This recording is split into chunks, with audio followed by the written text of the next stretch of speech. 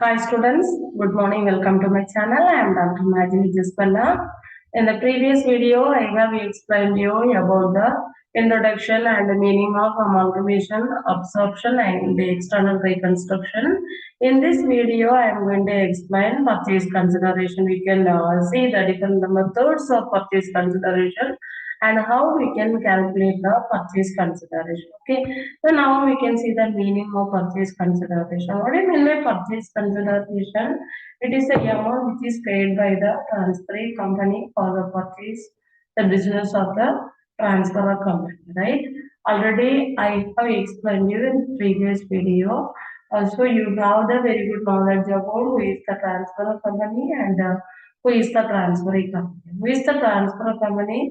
The company, those who are going to sell the company business. That is a vendor company, right? Transferring company means the company, those who are going to buy that company. As per AS 14, the consideration for amalgamation means the aggregate of shares and other securities issued and the payment made in the form of cash or some of the situation, it may be the assets and the shares of the shareholders like that. Okay. So the purchase consideration does not include any payment to the outsiders, that is including the debenture holders and the other things, right?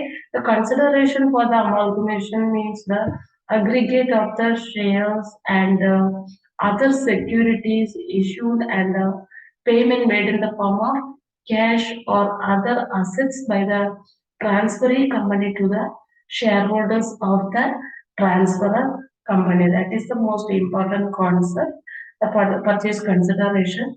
The consideration for the amalgamation means that the aggregate of the shares and other securities issued and the payment made in the form of cash or other assets by the transferring company to the shareholders of the transferor company. That is the meaning of purchase consideration.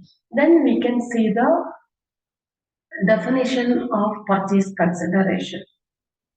Already I have told you and explained you the accounting standard, that is AS 14. Okay, AS 14 issued by the ICAI, right? That defines the term consideration. Before that also in the introduction I have explained you in the meaning. I have explained you about that consideration. Here also you should give little more concentration to understand this. That is a consideration for the amalgamation. That means the aggregate of shares and other securities. That means, okay, the shares and other securities, and some of the time they will give the payment in the form of cash and other assets by the transferring company to the shareholders of the transferor company. Okay, the buyer company will give that money to the seller company. Then we can see the different methods of calculation of purchase consideration. There are four methods are there. What are the four methods are there? The first one is lump sum method. The second one is net payment method. The third method is net asset method. The fourth one is intrinsic value method. Now we can see one by one. First, I am going to explain about the lump sum method. What do you mean by lump sum method, or how can we identify the lump sum method? That is the purchase price to be paid to the shareholders. Maybe mentioned in the agreement directly. Some of the time they will mention the purchase price directly in the agreement, right? The lump sum amount is to be taken as the purchase consideration. Okay, how can we identify the purchase price to be paid to the shareholders may be mentioned in the agreement directly. Okay, then we can see the second method, that is the net payment method. What do you mean by net payment method?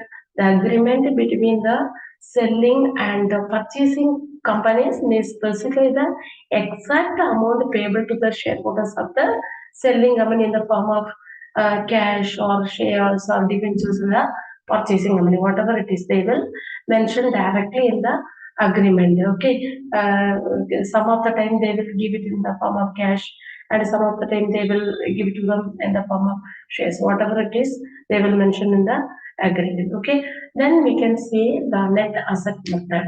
Under this method, the purchase consideration is determined by adding the agreed values of the assets taken over and deducting the agreed value of liabilities. Why they are mentioning the agreed value of assets and the agreed value of liabilities? Because that total value of the assets and the total value of the liabilities, they won't be taken for this purchase consideration. Just they will take the assets and the liabilities value mentioned in the agreement. Okay, so here they have given one of the formula for calculating the purchase consideration under net asset method. The formula is net asset is equal to agreed value of assets taken over minus sum of agreed value of liabilities taken over. This is the formula. Simply we can say net asset is equal to asset minus liability. Okay. Then I'm going to explain about the intrinsic value method. Under this method, the purchase consideration is determined on the basis of the ratio in which the shares of the transferring company and they are exchanging with those of the transferor company. Okay, the ratio of exchange is to be decided on the basis of intrinsic or market value of the shares which is concerned. The formula also I have given here. The intrinsic value is equal to assets available for equity shareholders divided by number of equity shares. This is the formula for calculating the purchase consideration under intrinsic value method. Thank you all. Have a nice day. From the next video, I am going to explain the sums one time. Okay.